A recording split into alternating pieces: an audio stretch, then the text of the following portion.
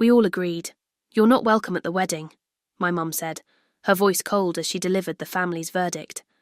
What she didn't know was that I'd already discovered their 20-year secret, and I'd be attending my sister's wedding.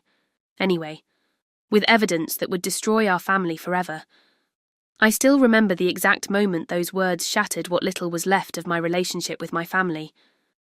If you've ever felt the sting of rejection from the very people who are supposed to love you unconditionally, you know that hollow feeling that settles in your chest. I'd love to know where you're watching from, and if you've ever experienced family betrayal like this. Hit that subscribe button if you want to hear how I uncovered the decades-long lie that changed everything and how karma finally caught up with the people who tried to erase me from the family narrative. My name is Ellie Morgan, and at 28 years old, I thought I understood my place in my family. I was the disappointment, the afterthought, the one who never quite measured up. My younger sister Madison, on the other hand, was perfection, personified, at least according to our parents Diana and Robert Morgan. From the moment Madison was born when I was 3, the pattern was set. She had the blonde curls and blue eyes that matched our parents, while I had dark hair and hazel eyes that always made me feel like the odd one out in family photos. As a graphic designer working for a small agency in Boston, my career was cute, according to my mother, while Madison's job as a pharmaceutical sales rep was impressive and ambitious. "Ellie, honey, why don't you let me take you shopping for some professional clothes?" my mother would say, eyeing my vintage dresses and colourful tights with distaste. Madison's company just gave her another bonus for exceeding her sales targets. She could give you some career advice. These comments were constant, like water dripping on stone, wearing away at my self-confidence over the years. When Madison announced her engagement to Jackson Williams, a 32-year-old real estate developer from one of Boston's wealthiest families, my parents were ecstatic. The wedding planning immediately became the centre of every family conversation. "Can you believe our Madison landed Jackson Williams?" my mother whispered loudly to her sister at our monthly family dinner, not caring that I was within earshot. "His family owns half the waterfront properties in the city." I smiled and congratulated Madison, genuinely happy for her despite everything. That's the thing about being the family scapegoat. You learn to celebrate others' happiness even when your own accomplishments go unnoticed. Growing up, the contrasts between how we were treated were impossible to ignore. When Madison needed a new winter coat, she got a brand new one from Nordstrom. I got her hand-me-downs, even though they were often too small since I was taller. When I made honour roll, my father nodded and said, "That's what we expect." When Madison did the same, there was a special dinner celebration and presents. For my 16th birthday, I received a used Chevrolet with 120,000 miles on it. "It's practical," my father said. "You should be grateful." For Madison's 16th, she got a brand new Volkswagen Beetle in her favourite colour, complete with a giant bow on top, and a professional photographer to capture the moment for Instagram. I tried for years to understand why. I asked my grandmother once when I was about 14, "Why do Mum and Dad love Madison more than me?" My grandmother Margaret looked startled, then sad. She patted my hand and said, "Oh, Ellie, sometimes parents just connect more with certain children. Madison needs more support. She's more fragile than you. You're strong." Being labelled strong meant I was expected to understand, to accept less, to not need the attention and validation my sister received in abundance. I internalized this message and became exactly what they expected: independent, self-sufficient, and increasingly distant. Still, I tried to maintain connections with my family. I showed up for every birthday, holiday, and special occasion. I helped my mother in the kitchen while Madison watched TV with Dad. I remembered everyone's favourite desserts and special dates. I was trying to earn my place, not realising that in healthy families, your place at the table isn't something you have to earn. Last Christmas was particularly telling. When it came time for family photos in front of the tree, my mother arranged everyone carefully. Madison and Jackson in the centre, of course, Mum and Dad on either side, Aunt Sarah, Uncle Tom, and the I, cousins on the ends. When I asked where I should stand, my mother blinked as if just remembering I was there. "Oh, Ellie, could you take the photo for us, dear?" After several group shots, I asked if we could get one with me in it too. Oh, we have plenty now, my mother said, already walking away. Maybe next time. Later that same evening, I found myself seated at the kids' table, at 28 years old, while Madison and her fiancé were given the places of honour at the main table. When Madison opened her gifts, she received designer handbags, jewellery and weekend getaway vouchers. I had spent weeks designing and creating a custom illustration of Madison and Jackson based on their engagement photo, professionally framed. "Oh, this is unique," Madison said, barely glancing at it before setting it aside to coo over the Kate Spade purse from our parents. That night, driving back to my apartment, I saw the illustration I'd worked so hard on left behind, leaning against the garbage bins in the driveway. Despite it all, when Madison announced her engagement, I genuinely congratulated her. When she showed off her enormous diamond ring, I admired it sincerely. When she talked endlessly about wedding plans, I listened attentively. Because that's what family does, right? They show up, they care, they celebrate each other's happiness. I just didn't realise yet that in my family, those rules only applied to everyone except me. 6 months before the wedding, Madison held her engagement party at our parents' lake house in New Hampshire. I spent the entire week before helping my mother prepare, arranging flowers, addressing envelopes for the formal invitations, and setting up the outdoor tent and string lights. The night of the party, I wore a simple blue dress I'd saved 3 paychecks to afford, wanting to look nice for the family photos I assumed would be taken. Madison arrived fashionably late, resplendent, in a white designer dress that probably cost more than my monthly rent. "Ellie!" she air-kissed near my cheeks. "You look comfortable. Thanks for helping Mum set up. You're always so good with the behind-the-scenes stuff." Throughout the evening, I was introduced as Madison's sister, or sometimes just the sister, never by my name. When speeches were made, my parents gushed about how Madison and Jackson were meant to be, and how they'd never seen a more perfect couple. Despite helping plan the entire event, I wasn't asked to speak. After the party, I helped clean up while Madison and her friends continued celebrating at a downtown bar. My mother patted my shoulder as I washed crystal champagne flutes at midnight. "Madison is just so busy with wedding planning," she said, as if that explained why I was the one staying late to clean. "She has so much on her plate." In the weeks that followed, I started noticing social media posts from Madison's friends about receiving their Save the Date cards. Beautiful cream-coloured cards with gold foil lettering announced Madison Morgan and Jackson Williams are tying the knot, followed by the wedding date and location, an exclusive vineyard on the North Shore. 2 weeks passed, 3, a month. No card arrived for me. I told myself it must have gotten lost in the mail. I even checked with neighbours in my apartment building to see if it had been delivered to the wrong unit. Nothing. Finally, I called Madison directly. "Hey, Mads. I was just wondering about the save the date for your wedding.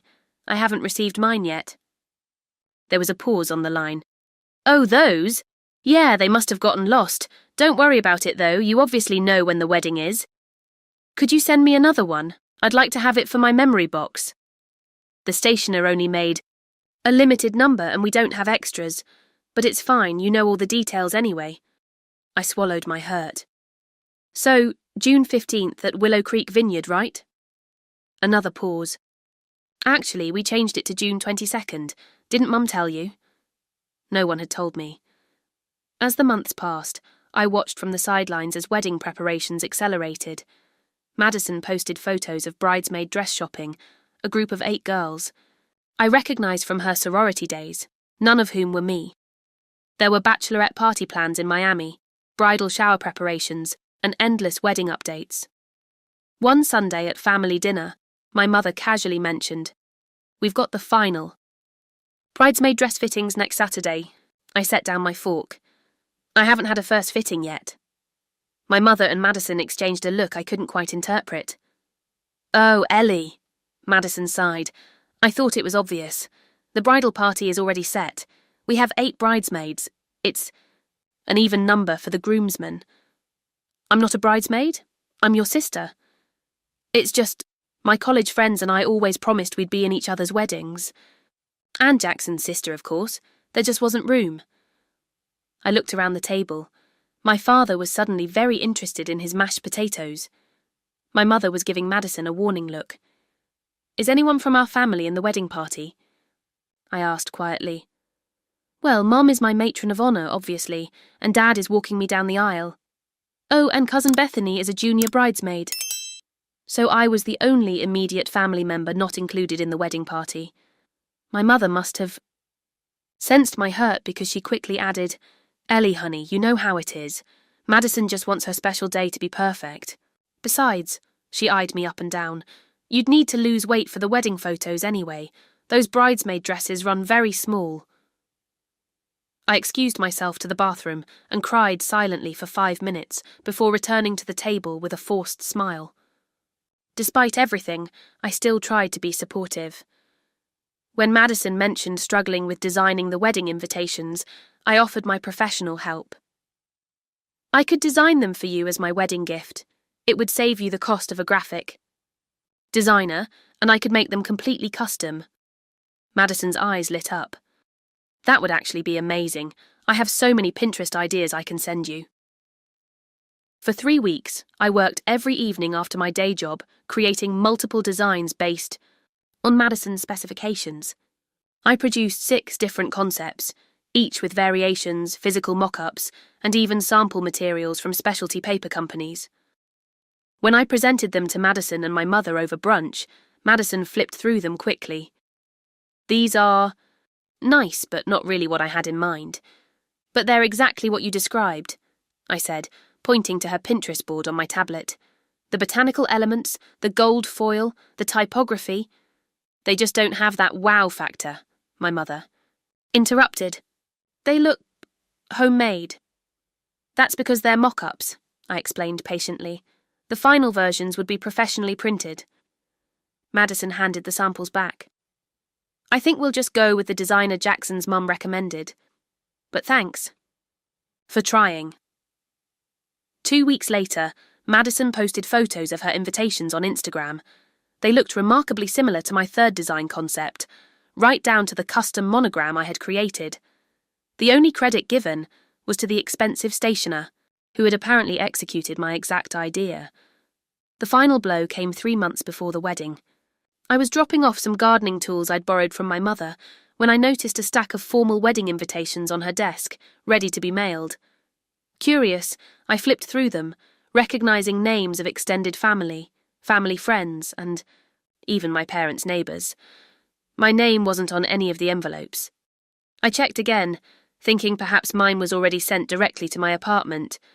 But when I saw an invitation addressed to my downstairs neighbour, a woman my parents had met exactly once at a building holiday party I'd invited them to, I knew there was no invitation coming for me, my own sister's wedding, and I wasn't invited. I spent 3 days processing what I'd seen, trying to convince myself there must be some mistake. Madison was thoughtless sometimes, but surely she wouldn't exclude her only sister from her wedding. And my parents, as much as they favoured Madison, they wouldn't allow that, would they? Finally, I worked up the courage to call my mother directly. It was a Tuesday evening, and I paced my small apartment as the phone rang, rehearsing what to say. "Hello," my mother answered, sounding distracted. "Hi, Mom. It's Ellie." "Oh, Ellie, I'm actually quite busy with wedding preparations. Can this wait?" I took a deep breath. Actually, no. I was at the house the other day and saw the wedding invitations ready to be mailed. I noticed there wasn't one for me. There was a long pause. "Mum, am I invited to Madison's wedding?" When she finally spoke, her voice was different, cooler, more detached. "Ellie, I think we need to be honest with each other. We all agreed. You're not welcome at the wedding." The words hit me like a physical blow. I sank onto my couch, my legs suddenly unable to support me. "What do you mean we all agreed? Who is we?" "Your father, Madison, Jackson, his parents, we all discussed it. We think it's for the best." "For the best?" "Mum, she's my sister. It's her wedding. How could it possibly be for the best that I'm not there?"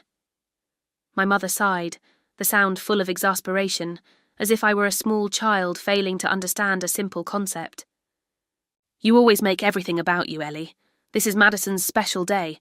She deserves to be the centre of attention. When have I ever made anything about me?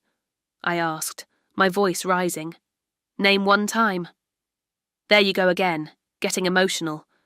This is exactly what we're talking about. Remember Madison's college graduation? You showed up with that ridiculous red hair. I dyed my hair for a design project. It had nothing to do with her graduation. Or the Christmas when you announced you were moving to Chicago for that internship, right as Madison was telling everyone about her promotion. I was stunned. Mum, that was 7 years ago, and I only mentioned it when Aunt Sarah asked what my plans were after graduation. The point is, my mother continued as if I hadn't spoken, you have a pattern of trying to steal Madison's spotlight. She's worried you'll cause a scene or find some way to ruin her big day. Tears streamed down my face as my mother continued, listing perceived slights and failures stretching back to my childhood. According to her, I had spent my entire life jealous of Madison, trying to undermine her happiness. Madison told us about how you tried to sabotage her relationship with Jackson early on, my mother said, her voice hardening. How you told him about her ex-boyfriend at that dinner party. What? Jackson asked about our high school friends. I mentioned Ryan because they both played lacrosse. I wasn't trying to sabotage anything. That's not how Madison remembers it, and quite frankly, we believe her. You've always been jealous of her. I was speechless. Had my sister been painting me as the villain all these years? Had my parents really bought into this narrative so completely? We've talked to the extended family as well, my mother continued. Everyone agrees it's better if you stay away. That revelation broke something. Inside me, not just my immediate family, but aunts, uncles, cousins. Everyone had discussed me behind my back and decided I was too problematic to attend my own sister's wedding. Mum, I whispered, my voice breaking. I'm your daughter too. There was a pause, and for a moment I thought I might have reached her. Then she said, Sometimes I wonder about that, and hung up. I sat in stunned silence, the phone still pressed to my ear. Did my mother just imply what I thought she did? It was such a strange comment, delivered with a finality that left me reeling. I don't know how long I sat there before my doorbell rang. It was Rachel, my best friend since college, stopping by with takeout as she occasionally did on Tuesdays. One look at my face and she dropped the bags, rushing to my side. Ellie, what happened? I tried to speak, but could only sob. Rachel held me as I cried, years of rejection and hurt pouring out of me. When I finally calmed down enough to explain what had happened, Rachel's expression shifted from concern to fury. That's beyond favouritism, Ellie. That's emotional abuse. They've been gaslighting you for years. Maybe they're right, I said weakly. Maybe I am jealous and don't realise it.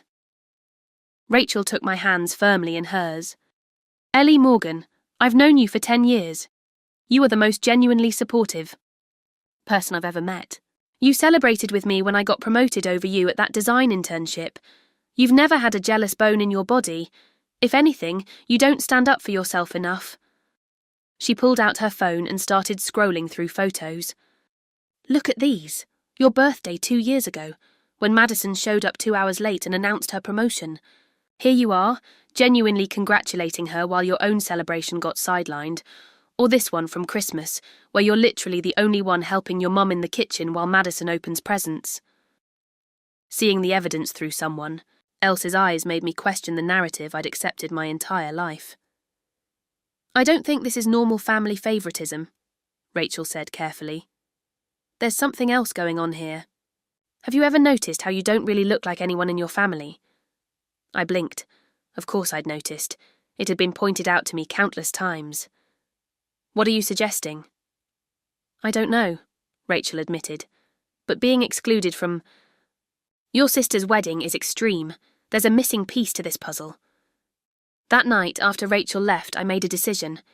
I was done fighting for the approval of people who had no intention of ever giving it. I would stop trying to earn my place in a family that had clearly decided I didn't have one. What I didn't realise was that this crushing rejection would lead me to discover the truth that had been hidden from me my entire life, a truth that would change everything. 2 months before Madison's wedding, my grandmother Margaret called asking for help. She was moving from her house of 40 years to an assisted living facility and needed someone to help sort through her belongings. "Your parents are too busy with wedding preparations," she explained, "and Madison is, well, you know Madison." So on a rainy Saturday, I drove to my grandmother's Victorian home in Salem, armed with packing supplies and a rented dumpster. We spent the morning sorting through decades of accumulated possessions, deciding what to keep for her new, much smaller apartment. "The attic is the worst of it." Grandma sighed around noon. "I haven't been up there in years. My knees can't handle the stairs anymore." After lunch, I ventured into the musty attic alone. It was like stepping into a time capsule: old furniture, trunks of clothing, holiday decorations, and dozens of boxes labelled with years and events. I worked methodically, bringing items down for my grandmother to assess. In the far corner, partially hidden behind an old dress form, I found a locked trunk. The key was taped to the bottom, which seemed odd. Why lock something but make the key so accessible? Inside were family mementos, mostly old photos and letters. At the bottom was a leather-bound album I'd never seen before, labelled simply "Family Secrets" in my grandmother's elegant handwriting. I brought it downstairs, curious. "Grandma, what's this album? I found it in the locked trunk upstairs." The colour drained from my grandmother's face when she saw what I was holding. She reached for it with trembling hands. "Where did you find that? That shouldn't have been. That was supposed to be." "It was in the trunk in the corner. The key was taped to the bottom." Grandmother clutched the album to her chest, her eyes darting around as if someone might be watching. "Some things are buried for a reason, dear." Her reaction only intensified my curiosity. "What's in it? Family photos?" "Just old memories best left in the past."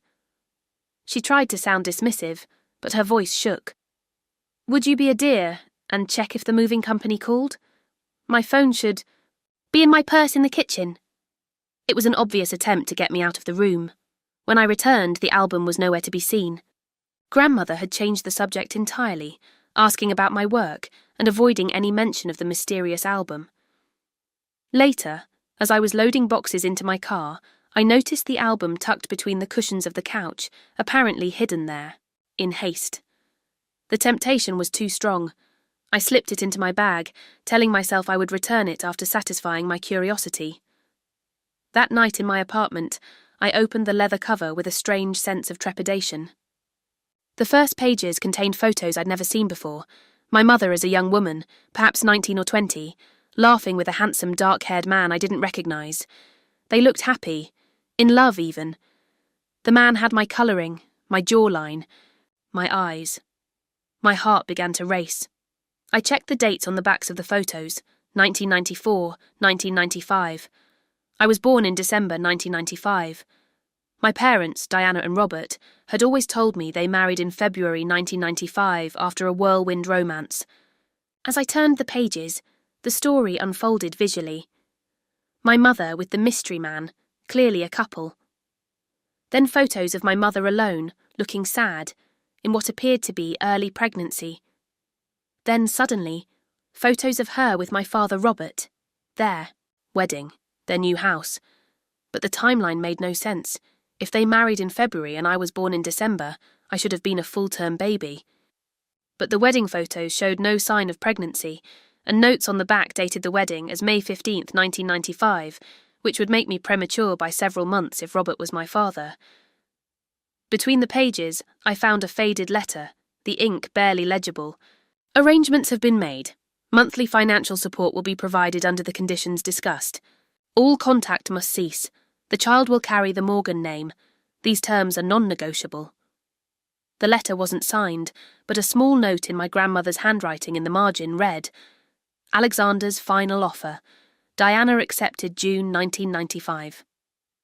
The final pages of the album contained newspaper clippings about a man named Alexander Reed, a successful businessman who had expanded his family's manufacturing company into international markets. And there, in a photo from a charity gala dated 2010, was the man from the earlier photos, older but unmistakable. The resemblance hit me like a thunderbolt. We had the same eyes, the same jawline, the same slight dimple in our left cheek when we smiled. I'd always wondered why I looked nothing like Robert or Diana or Madison. Now I knew. The last photo in the album was the most shocking. Alexander Reed at some corporate event, standing next to a young man about my age with the same dark hair and hazel eyes. The caption read, Alexander Reed and son Julian at Reed Enterprises. Annual Gala, 2015. I had a brother, and Robert Morgan wasn't my father. If you've ever had the foundation of your identity suddenly crumble beneath your feet, you might understand the vertigo I felt in that moment. Everything I thought I knew about myself and my family was a lie. The distance I'd always felt, the strange comments, the constant rejection, it all suddenly made horrible sense. I wasn't the family disappointment. I was the family secret. I'm still processing how it felt to discover my entire life was built on a lie. If you've experienced a similar family revelation, drop a comment below. I'd love to know I'm not alone in navigating such a life-changing discovery. And stay with me. The story gets even more unbelievable from here. The discovery of the photo album sent me into an investigative frenzy. If my suspicions were correct, my entire identity was based on a lie, and I needed confirmation beyond some old photos and cryptic notes. I started with my grandmother. The day after finding the album, I returned to her house, album in hand. She was sorting through kitchen items when I arrived, but her hands went still when she saw what I was carrying. You took it, she said softly. Not a question, but a resignation. I need to know the truth, Grandma. Is Robert Morgan my biological father? My grandmother sank into a kitchen chair, suddenly looking every one of her 78 years. I always knew this day might come. You look so much like him. Like who? Alexander Reed. She nodded slowly. You were never supposed to know. Tell me everything, I said, sitting across from her. I deserve the truth. Grandmother's story came out haltingly, decades of secrets finally finding voice. My mother Diana had been 20 when she met Alexander Reed, a rising star in his family's business, and 10 years her senior. They had a passionate relationship for about a year. Diana got pregnant, and that's when everything fell apart, Grandmother explained. Alexander was already engaged to a woman from another prominent family. A merger of fortunes, essentially. He offered financial support but wanted nothing to do with the child, with you. And Robert, where does he come in? Robert had always been in love with Diana since high school. When she came home heartbroken and pregnant, he proposed, said he would raise the child as his own, give it his name. They married quickly, and most people assumed you were simply premature when you arrived. The pieces were falling into place. My mother's cryptic comment on the phone, the lifelong feeling of being an outsider, Madison being the clear favourite. Does Madison know? Grandmother shook her head. No one knows except Diana, Robert, me and Alexander. And now you. So all these years, the reason they've treated me differently is because I'm not really Robert's daughter. I'm just a reminder of my mother's past mistake. My grandmother reached for my hand, but I pulled away, not ready for comfort. It's not that simple, Ellie. There's more. According to my grandmother, Alexander Reed had provided substantial financial support all these years, far beyond child support. He had established a trust for me that my parents controlled, paid for our family home, and subsidized their lifestyle in exchange for their silence about my parentage. The arrangement benefited everyone, Grandmother said weakly. Alexander kept his reputation, and the wife his family wanted. Your mother got financial security. Robert got the woman he'd always wanted. And what did I get? I asked, my voice breaking. A lifetime of being treated like an unwanted obligation, of never understanding why my own parents seemed to resent me. They do love you, Ellie, in their way. It's just complicated. Madison is Robert's biological child, born 3 years after you. She represents everything they chose, while I represent a lie they've been living, I finished. I left my grandmother's house with more questions than answers. The story explained so much, yet felt incomplete. I needed more proof. I ordered a DNA test kit that same day. While waiting for the results, I researched Alexander Reed extensively. He had built Reed Enterprises into a multi-million-dollar company, served on charitable boards, and was widely respected in business circles. He had married Carolyn Whitfield, as planned back in 1995, and they had 3 children, my half-siblings. They appeared to be the perfect family in every charity gala photo and newspaper clipping.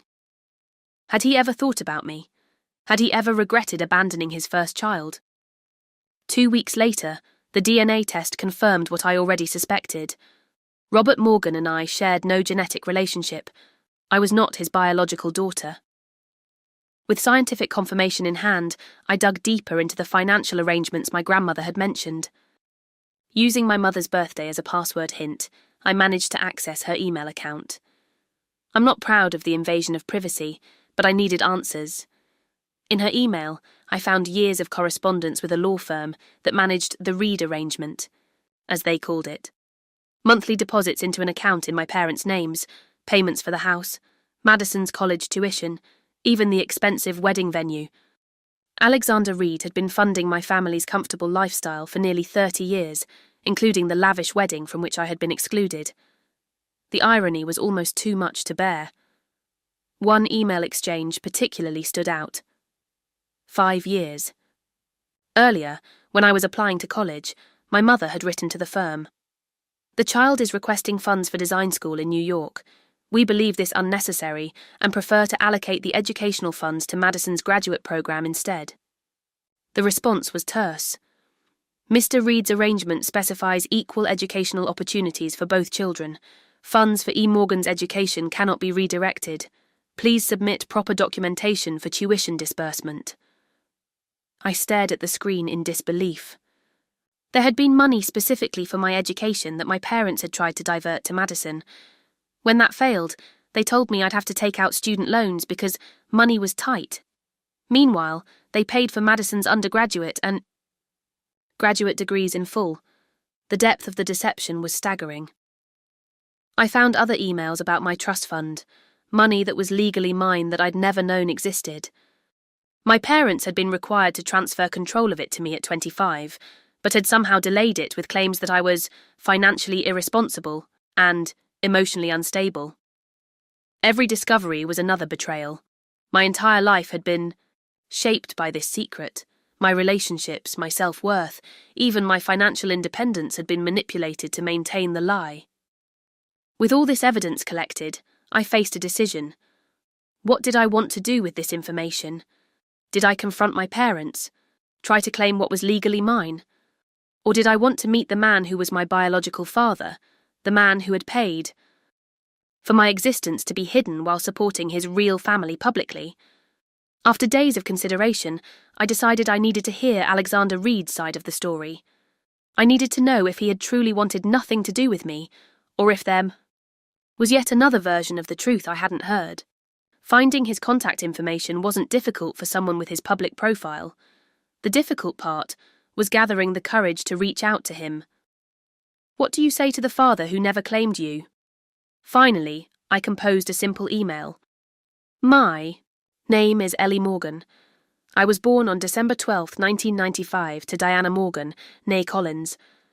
I have reason to believe you are my biological father, and I would appreciate the opportunity to speak with you. I have recently discovered the arrangement you have with my family, and I have questions only you can answer. I attached a recent photo of myself and the DNA test results showing Robert was not my father. Then I hit send, releasing nearly 30 years of secrets into the digital ether, and waited to see what would return. 3 days after sending the email, I received a response from Alexander Reed. It was brief and formal. Ms. Morgan, I would be willing to meet to discuss this matter. Please suggest a time and location convenient for you. A. Reed. No denial, no emotion, just a business-like acknowledgement. We agreed to meet at an upscale restaurant in a private dining room, neutral territory where we wouldn't be easily observed. I arrived early, my stomach in knots, and was shown to a secluded table in the back. I dressed carefully in my most professional outfit, wanting to project confidence I didn't feel. At exactly 7 o'clock, a tall man with silver-streaked dark hair entered. Even without the resemblance between us, I would have recognized him from my research. Alexander Reed, business mogul, philanthropist, and my biological father. He stopped abruptly when he saw me, his composed expression faltering. For a long moment, he just stared, and I saw him taking in my features, the features we shared. "You look exactly like my mother," he finally said, his voice rough with an emotion I couldn't identify. It wasn't what I expected him to say. Not, "You look like me," or even an introduction. The personal connection to his own mother caught me off guard. He sat down across from me, still staring as if he couldn't quite believe what he was seeing. "I thought you didn't exist," he said, after the waiter had brought water and left us alone. "Excuse me?" Diana told me she terminated the pregnancy. That's what she said when she broke things off and returned to her hometown. "I never knew you were born." It was my turn to be shocked. "That's not the story I was told. My grandmother said you wanted nothing to do with me, that you were engaged to someone else and paid my parents to keep me a secret." Alexander shook, his head slowly. "That's not true. Yes, I was engaged, but I would have broken it off. When Diana told me she was pregnant, I was stunned but not unhappy. I asked for time to figure things out. The next time I called, her mother said she'd lost the baby and didn't want to speak to me again. "But you've been sending money all these years," I countered. "Monthly payments, a trust fund, even paying for my sister's wedding. Why would you do that if you thought the pregnancy was terminated?" He looked genuinely confused. "What payments? What trust fund? I haven't given Diana Morgan a cent in 30 years. We stared at each other, both realizing we'd been told completely different versions of the truth. Alexander called for the waiter and ordered a scotch. I asked for the same, feeling the need for something stronger than water. "About 2 years after Diana left, I received a letter from her," Alexander continued. "She said she was married now, and that I had hurt her badly.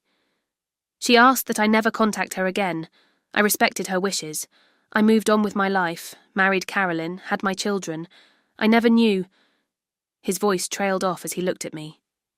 "I never knew you existed." "I have copies of emails," I said, "between my mother and a law firm that manages what they call the Reed arrangement, monthly deposits, a house, college tuition, a trust fund in my name that they've kept from me." Alexander's expression hardened. "May I see these emails?"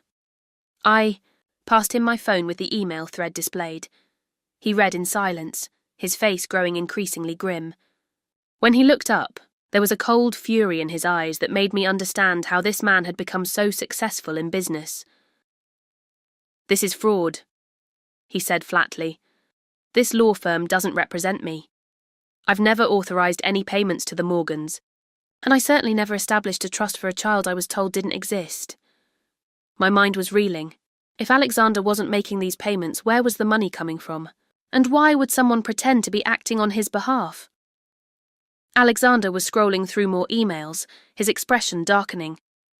"They've been using my name to manipulate you and extract money from somewhere, possibly your grandmother, given that she seems to be part of this deception.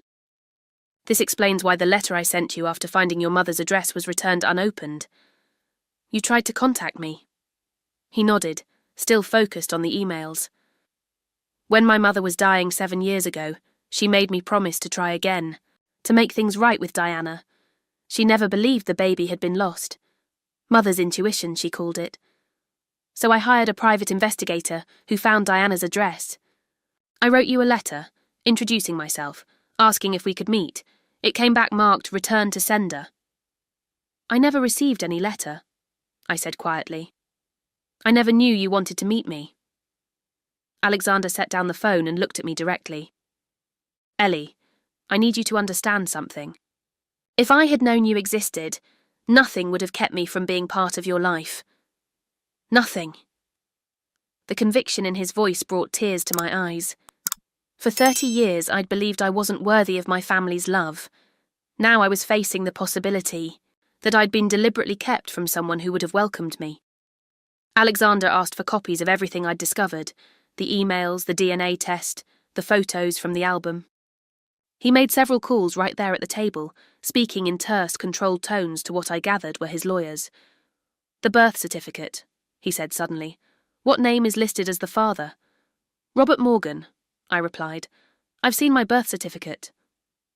"We need to check the original filing with vital records," Alexander said.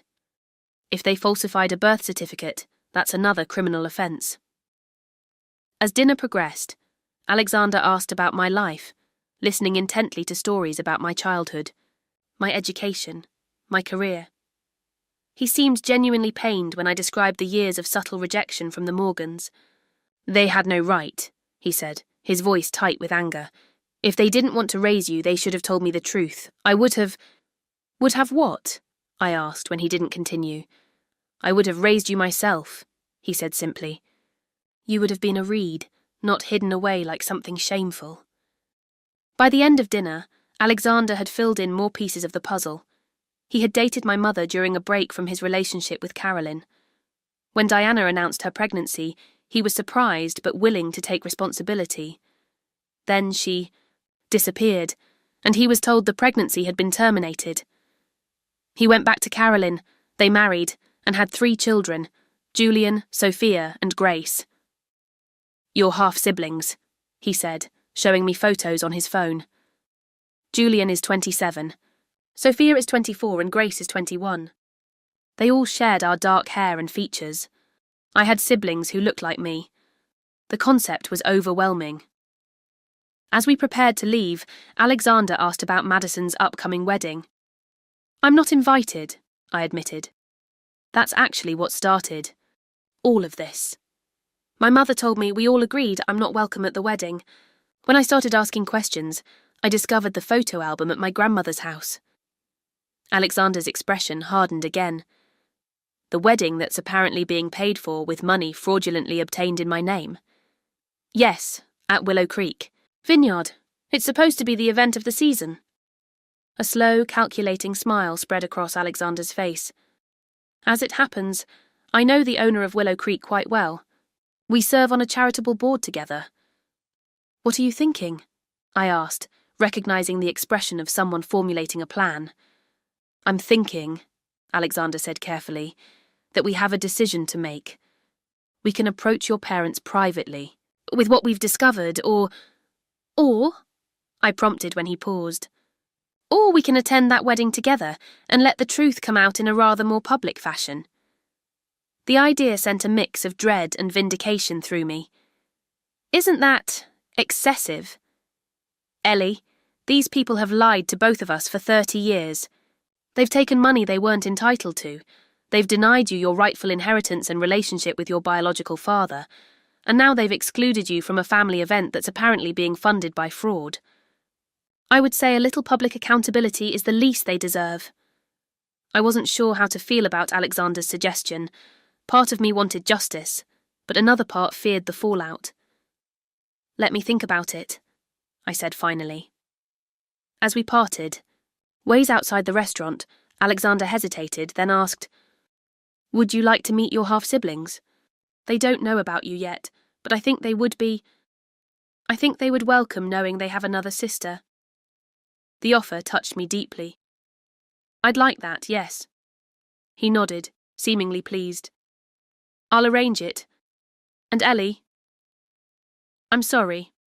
For all the years we lost. I can't get those back, but I can try to make things right going forward."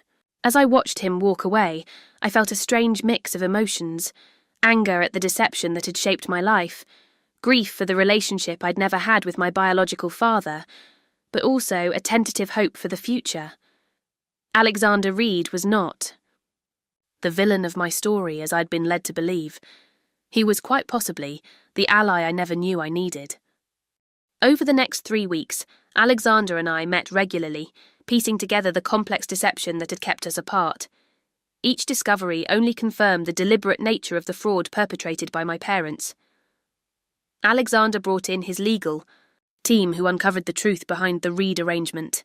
It turned out that my maternal grandfather, my grandmother Margaret's husband, who had passed away when I was 10, had set up the fund. He had been wealthy from a manufacturing business he'd sold just before retirement. Your grandfather established a trust to provide for you and your mother, Alexander's lawyer explained during one meeting. The Morgans have been drawing from that trust for years, using forged documents that made it appear the money was coming from Mr. Reed. This allowed them to take more than they were entitled to, while also maintaining the fiction that Mr. Reed wanted nothing to do with you. The birth certificate investigation revealed more deception. The original filing had listed father unknown, but it was later amended to name Robert Morgan, a process that would have required sworn statements, and paperwork that had clearly been falsified. We have enough for criminal charges, the lawyer said bluntly. Identity fraud, forgery, fraudulent financial claims, falsifying legal documents, not to mention the moral issue of deliberately keeping a child from her biological father. Alexander looked to me. It's your decision, Ellie. We can pursue criminal charges, or we can handle this privately. I wasn't ready for that decision yet. Let's gather all the evidence first, I said. I need the complete picture before I decide anything. Meanwhile, Alexander had arranged for me to meet my half-siblings. We gathered at his home in Beacon Hill, a beautiful brownstone that spoke of old money and refined taste. I was terrified they would reject me, this unexpected half-sister appearing out of nowhere to complicate their lives. I couldn't have been more wrong. Julian, Sophia, and Grace welcomed me with curiosity and warmth. We spent hours discovering shared traits. Julian and I had the same analytical approach to problems. Sophia and I shared a love of design. She was an architect. And Grace and I had identical mannerisms that made everyone laugh. Dad always said he felt like someone was missing from our family photos, Julian told me as we looked through albums of their childhood. It's weird, but it's like we've been waiting for you without knowing it. As we grew closer to the wedding, Date, my friend Rachel, helped me prepare emotionally for whatever might come next. Are you sure you want to do this?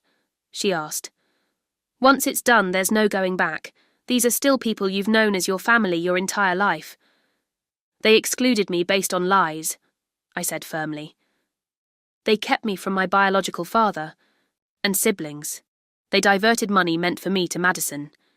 At some point, the truth has to matter. 2 weeks before the wedding, Alexander informed me he had secured an invitation as a family friend. It turned out that Jackson's father served on a corporate board with Alexander, and when Alexander reached out expressing interest in attending the celebration of the season, an invitation was quickly extended. What exactly are you planning? I asked when he told me. Nothing dramatic, he assured me. I just want to be there to support you when you confront your parents, and perhaps my presence will add weight to the evidence. I wasn't convinced his intentions were that simple, but I had come to trust Alexander. Despite the lost years, we had formed a genuine connection. He was intelligent, principled, and had a dry humour that matched my own. More importantly, he treated me with a respect I'd never received from Robert Morgan. As we continued our investigation, we discovered more. Troubling information. My college fund, money specifically designated for my education from my grandfather's trust, had indeed been diverted to Madison. When that wasn't enough for her graduate program and the beginnings of the lavish wedding, my parents had taken out a second mortgage on their house. Most shocking was the discovery that the wedding venue, flowers, catering, and Madison's designer dress had all been paid for with the last of my trust fund, money that was legally mine.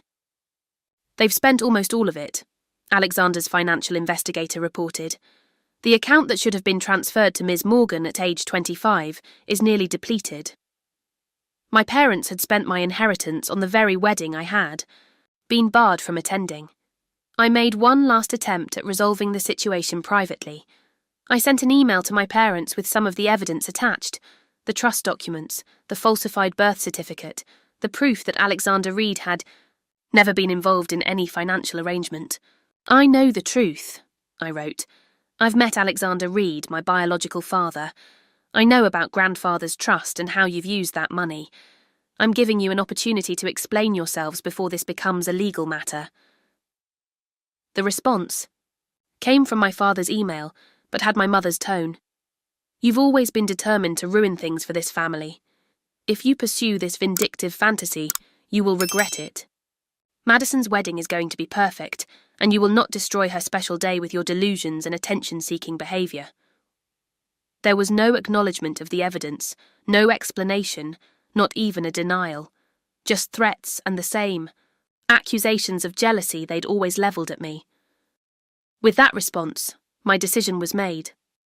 I would attend the wedding with Alexander, and the truth would finally come to light. "Are you absolutely certain?" Rachel asked the night before the wedding, as she helped me select an outfit. "This is going to be nuclear." I looked at the simple but elegant navy blue dress I'd chosen, conservative enough for a wedding, but striking enough to make me feel confident. "I've spent my entire life being made to feel like I don't belong," I said. "I've been lied to, stolen from, and excluded from my own family. For once, I want the truth to be acknowledged. I want them to face what they've done." Rachel hugged me. "Then I'll be right there with you. Champagne for after? Win or lose, I think we'll need it." That night, I could barely sleep. I wasn't just confronting my parents. I was confronting the narrative that had shaped my entire identity. Whatever happened tomorrow, nothing would ever be the same again. As dawn broke on Madison's wedding day, I felt a strange calm settle over me. The time for doubt was past. Today, one way or another, the truth would finally be known. Madison's wedding day arrived bright and clear, a perfect June Saturday that seemed to mock the storm about to break over the Morgan family. Alexander picked me up in his Mercedes, looking distinguished in a tailored suit. Rachel followed in. Her own car, our backup and emotional support. "Are you ready?" Alexander asked as we drove toward Willow Creek Vineyard. "As ready as I'll ever be," I replied, smoothing my dress for the 100th time. The vineyard was stunning. Rolling hills covered with neat rows of grapevines, a stone manor house decorated with white roses and greenery, white chairs arranged in perfect rows facing a flower-covered arch with views of the valley beyond. Everything screamed expense and careful planning. As we approached the entrance, a security guard checked a tablet. "Names, please?" "Alexander Reed and guest," Alexander said smoothly. "I should be on Jackson's father's list." The guard scanned his tablet, then nodded. "Yes, sir. Mr. Williams mentioned you specifically. Please proceed to the ceremony area." Rachel was able to enter as another guest's +1, a college friend of Madison's who owed Rachel a favour. We were in. We took seats near the back, not wanting to draw attention before the ceremony. I watched as familiar faces arrived, aunts, uncles, cousins, family friends who had known me my entire life. None of them seemed surprised by my absence. Had they really all agreed I shouldn't be there? Or had they simply accepted whatever story my parents had told them? The ceremony itself was undeniably beautiful. Madison looked radiant in her designer gown, and Jackson seemed genuinely in love as they exchanged vows. Despite everything, I felt a pang of sadness that our relationship had been so poisoned by our parents' choices. In another world, I might have been standing beside her as maid of honour, celebrating her happiness without reservation. As the ceremony concluded, and guests moved toward the reception in the vineyard's elegant barn, Alexander squeezed my hand. "Remember, we're not here to ruin the day. We're here for acknowledgement and accountability." I nodded, but my resolve wavered as I watched Madison and Jackson, radiant with happiness, greeting guests. Did I really want to shatter their perfect day? Then I saw my mother, resplendent in a designer dress that probably cost more than my monthly rent, accepting compliments on the exquisite venue and no expense spared celebration, all paid for with money that was rightfully mine.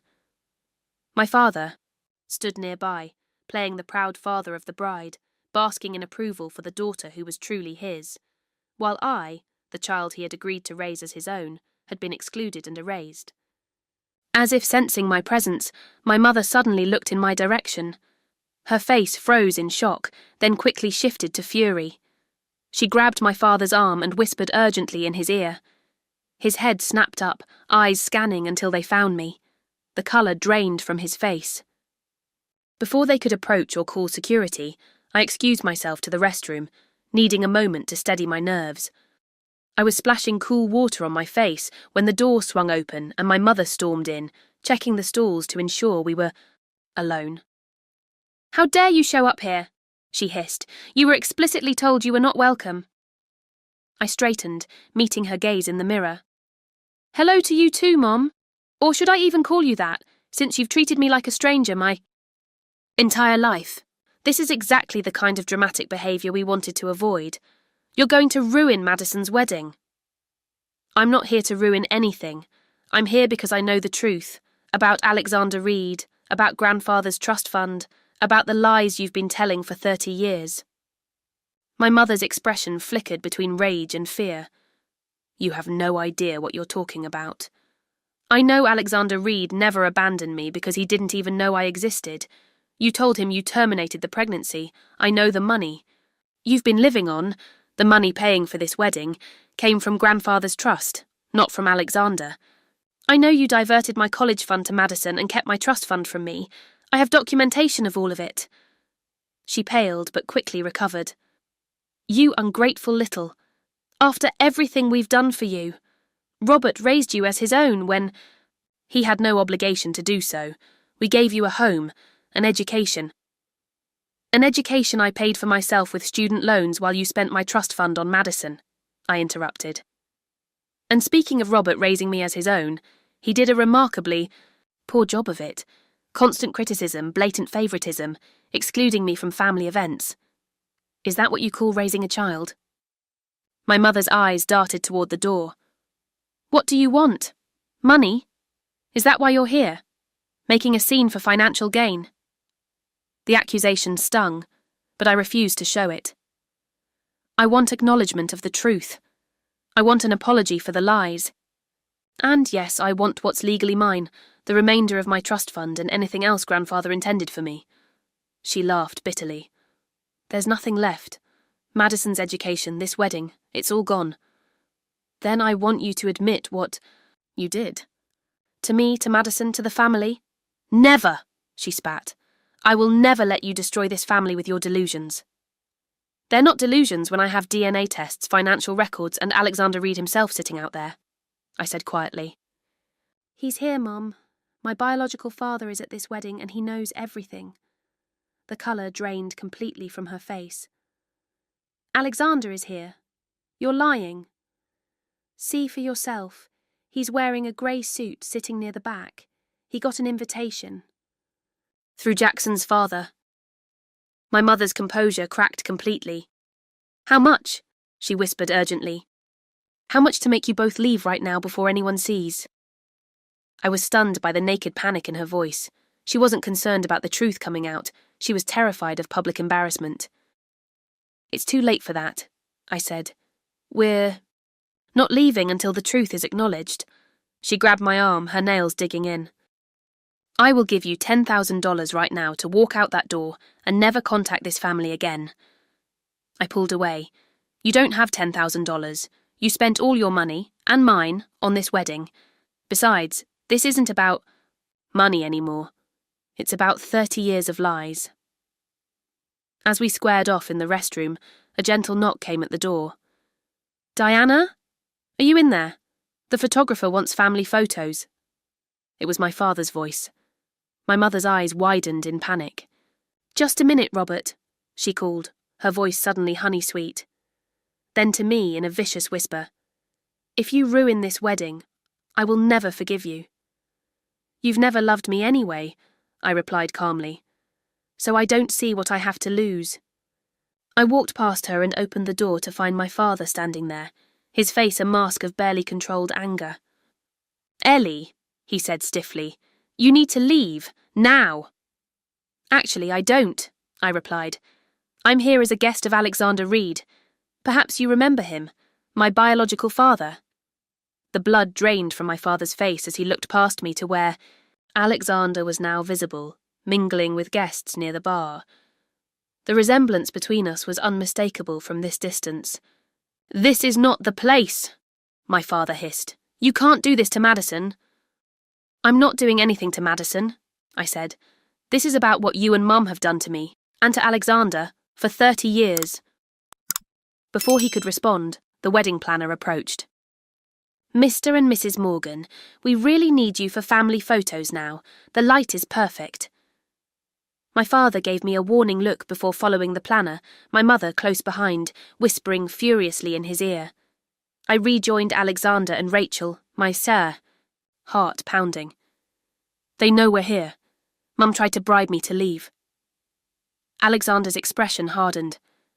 Are you all right? Yes, just... Let's wait until after the photos and dinner. I don't want to ruin the actual celebration for Madison. We kept a low profile through the dinner service, seated at a table with distant acquaintances of the Williams family who didn't know me. I could feel my parents watching us tensely from the head table, my mother whispering to relatives, probably trying to control the damage. After dinner, the toasts began. My father stood to give his speech, praising Madison as the daughter every father dreams of, and congratulating himself on raising such a perfect young woman. Each word felt like a deliberate jab, reinforcing that I had never been considered worthy of such praise. As dancing began and the formal structure of the evening loosened, Alexander and I made our move. We approached the head table just as my parents were speaking with Jackson's parents, the perfect audience for the truth. Robert, Diana, Alexander said pleasantly. It's been a long time. My father froze mid-sentence. My mother's champagne glass slipped from her fingers, shattering on the floor. Alexander, my father managed, his voice strangled. What a surprise? Indeed, Alexander agreed. Almost as surprising as discovering the daughter I was told never existed, or finding out my name has been used to perpetrate financial fraud for decades. Jackson's parents looked between us in confusion. Robert, what's going on? Jackson's father asked. You know Alexander Reed? It's complicated, George, my father said weakly. It's actually quite simple, I interjected. Allow me to introduce myself. I'm Ellie Morgan, Madison's sister, the one who wasn't invited to the wedding, and my biological daughter, Alexander added, placing a hand on my shoulder. The shocked silence that followed was broken by the sound of heels approaching rapidly. Madison was striding toward us, Jackson close behind. Ellie? What are you doing? Here. Mum said you were too sick to come, Madison said, confusion evident on her face. That was their excuse? That I was sick? Not that they had deliberately excluded me? I'm not sick, Madison. I was told I wasn't welcome. Mum specifically said, we all agreed you're not welcome at the wedding. Madison's perfect bridal composure faltered. What? I never said that. I sent you an invitation. Now it was my turn to be confused. No, you didn't. I never received an invitation. I addressed it myself, Madison insisted. I gave it to Mum to mail with the others.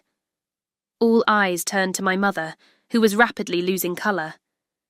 Diana? My father questioned. Did you mail Ellie's invitation? My mother's silence was damning. Perhaps, Alexander said smoothly. This would be a good time to clear up a few other misunderstandings as well. For instance, the source of funding for this lovely wedding. Jackson's father frowned. What about the funding? Robert assured me everything was covered. Oh, it was covered, Alexander confirmed, with money from a trust established for Ellie, by her grandfather, money that was legally hers, but which Robert and Diana have been systematically embezzling for years. The accusation hung in the air like a thundercloud. My father began to sputter denials, but Alexander calmly produced a folder of documents he'd brought for exactly this purpose. Bank statements, trust documents, falsified correspondence.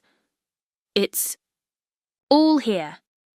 Along with DNA test results confirming I am Ellie's biological father, a fact Diana concealed from me for 30 years while fabricating a story that I had abandoned my child.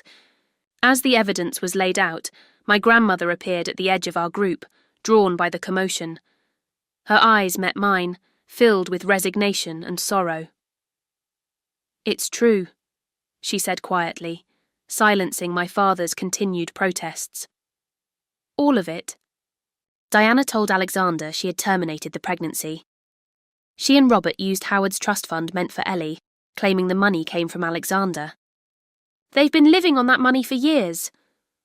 Madison sank into a nearby chair, her perfect wedding day crumbling around her. You lied about Ellie not being invited. You spent her money on my wedding. Dad isn't even her real father. Jackson placed a protective hand on Madison's shoulder, his expression hardening as he looked at my parents. You told me Ellie declined the invitation because she was jealous of our relationship. You said she'd tried to cause problems between us. They've been saying things like that about me my entire life, I said sadly. It was easier to make me the villain than admit the truth. The reception had ground to a halt around us. Guests, sensing the drama unfolding, even if they couldn't hear the specifics. My mother finally broke her silence, her voice cold and brittle. You've had your revenge now, Ellie. Are you satisfied? You've ruined everything, just like you always do. Her words hung in the air, revealing more about our relationship than any evidence ever could. Even now, faced with the consequences of her own actions, she could only blame me. I didn't come for revenge, I said quietly. I came for the truth. Madison deserved to know who paid for her wedding. I deserved to know who my father is. Alexander deserved to know he has a daughter. The truth matters, Mum. As security approached, summoned by someone in the growing chaos, Alexander placed a steadying hand on my shoulder. I think we've accomplished what we came to do, he said softly. The truth is out. The rest can be handled through legal channels. I nodded, suddenly exhausted by the decades of emotions finally finding release. As we turned to leave, Madison called after me. Ellie, wait!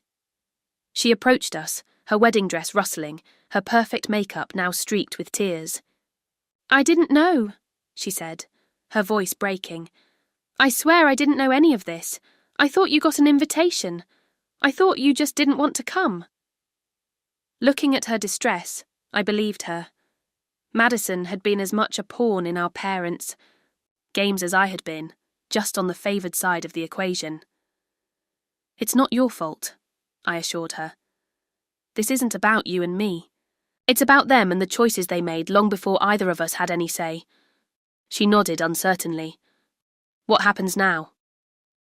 Now, Alexander answered, there will be legal consequences for fraud and financial misappropriation. But that's between the adults involved. You two, he gestured between Madison and me, have an opportunity to build a relationship based on truth rather than manipulation. As we finally left the reception, with shocked whispers and stares following us, I felt a strange lightness. The secret that had shadowed my entire existence was finally exposed to the light. Whatever came next would at least be built on truth, not lies. 6 months after the wedding that imploded in spectacular fashion, my life had transformed in ways I never could have imagined. The immediate aftermath had been chaotic. Legal proceedings, family fallout, and media attention when the story of financial fraud involving Alexander Reed's name hit local business publications. My parents faced serious consequences for their actions. The fraud charges led to a settlement that required them to repay what they could of the misappropriated funds, sell their house, and face social humiliation as their carefully constructed image crumbled. My father's accounting firm placed him on indefinite leave when the financial improprieties came to light. They didn't go to jail, but their lives were irrevocably changed. Madison and Jackson's marriage survived the wedding day drama, though not without strain. They cancelled their honeymoon to Italy and spent that time instead processing the revelations about her family. Jackson was understandably angry about being deceived, particularly since his parents had contributed significantly to the wedding, based on false information about the Morgans' financial situation. About a month after the wedding, Madison reached out to me. We met at a neutral coffee shop, both of us nervous and uncertain. I've been thinking about our childhood, she said after we'd exchanged awkward greetings, and I'm starting to see things differently. The way they always gave me preference, the way they criticised you. I thought it was normal at the time. It was our normal, I acknowledged. Neither of us knew anything different. Madison twisted her wedding ring anxiously. I didn't know about the trust fund, or that they were using your money for my education, and the wedding. I would never have accepted that if I'd known. I believed her. Madison had been spoiled and entitled, yes, but she wasn't malicious. She'd been shaped by the same toxic family dynamic that had shaped me, just from the opposite perspective. I don't blame you, I told her honestly. You didn't create the situation. Still, she insisted, I benefited from it. I got the attention, the opportunities, the support, all at your expense. And I never questioned it. That conversation marked the beginning of a tentative rebuilding between us. Without our parents' influence poisoning our relationship, we discovered we actually had things in common. Madison had a sharp wit I'd never been allowed to see, and she was genuinely interested in my graphic design work, even commissioning me to create materials for a charity event she was organising. Our relationship wasn't perfect. Too many years of conditioning couldn't be overcome in months. But it was honest in a way it had never been before. We were getting to know each other as adults, without the distorted lens of our parents' manipulation. My relationship with Alexander developed rapidly. He introduced me to his wife Carolyn, who was shocked by the revelation that her husband had a daughter he'd never known about, but welcomed me warmly into their lives. Alexander always felt something was missing, she told me during our first meeting. Now I understand why. My half-siblings, Julian, Sophia, and Grace, embraced me with an enthusiasm that brought me to tears. We discovered shared traits, inside jokes, and common interests that made our connection feel natural despite the lost years. It's like finding a missing puzzle piece, Sophia said one evening as we discovered we had the same peculiar habit of organising our coloured pencils by temperature rather than spectrum. Professionally, my life improved dramatically as well. Alexander, true to his word about wanting to support me, introduced me to contacts in the design world that opened doors I'd been knocking on unsuccessfully for years. I was careful not to take advantage of these connections, wanting to succeed on my own merits, but the opportunities to showcase my work led to a flourishing freelance business that eventually allowed me to leave my agency job and work independently. My grandmother Margaret was the family member I struggled most to forgive. She had known the truth all along, but had kept the secret, watching me suffer the consequences of my parents' deception. I was trying to protect everyone, she explained tearfully when we finally discussed it. Diana was so young when she got pregnant. Howard, your grandfather, was determined that the family's reputation wouldn't be damaged. He set up the trust, but insisted the situation be handled quietly. But after grandfather died, you could have told me the truth then. She looked down at her hands. By then, the lie had been in place for so long, I told myself it would do more harm than good to reveal it. I was wrong, Ellie. I was a coward, and you paid the price for my cowardice. Her genuine remorse helped me begin the process of forgiving her, though our relationship would never be quite the same. The legal proceedings resulted in the recovery of what remained of my trust fund, a fraction of what should have been mine, but still substantial enough to provide financial security I'd never experienced. Alexander insisted on establishing an additional trust for me, equal to what he'd provided for my half-siblings. I can't replace the years we lost, he said when I protested, but I can ensure you have the same opportunities they had going forward. 6 months to the day after Madison's wedding, I hosted Thanksgiving dinner in my new apartment, a spacious 2-bedroom in a historic building that I'd been able to purchase with my recovered funds. Around my table sat Alexander and Carolyn, Julian, Sophia, Grace, Rachel, my grandmother, and, somewhat surprisingly, Madison. Jackson was with his family in Vermont, giving Madison space to navigate this new family dynamic without his hovering concern. She arrived with a bottle of wine and a genuine hug. "Is this weird?" she asked as she helped me in the kitchen. "Having Thanksgiving with your new family and... well, me?" "A little," I admitted. "But good weird. Honest weird." As we gathered, around the table I looked at the faces surrounding me. Some I'd known my entire life, others I was just getting to know. This was my chosen family now, built on truth rather than obligation. After dinner, Madison pulled me aside. "I've been thinking a lot about what happened and why our parents did what they did. And," I prompted when she paused, "I think they were so invested in appearing perfect that they couldn't handle anything that threatened that image. Your existence, your biological connection to Alexander rather than Dad, was a crack in their perfect facade. So they tried to minimize you, to keep you in the shadows." Her insight surprised me. "That actually makes a lot of sense." "The irony is," Madison continued, "their desperation to keep up appearances ultimately caused the public humiliation they were trying to avoid." As the evening wound down and guests began to leave, I found myself standing with Alexander by the window, watching the first snowflakes of the season drift past the streetlights. "You know," he said thoughtfully, "when your mother told me she'd terminated the pregnancy, it broke something in me. I moved forward with my life, married Carolyn, had my family, but there was always a shadow, a sense of loss I couldn't explain. And now?" I asked. "Now I understand what was missing," he said simply. "It was you." The validation in those 3 words healed something deep within me, the part that had always wondered if there was something inherently unlovable about me that made my family reject me. Later, as I cleared the last dishes, I reflected on the strange journey that had brought me here.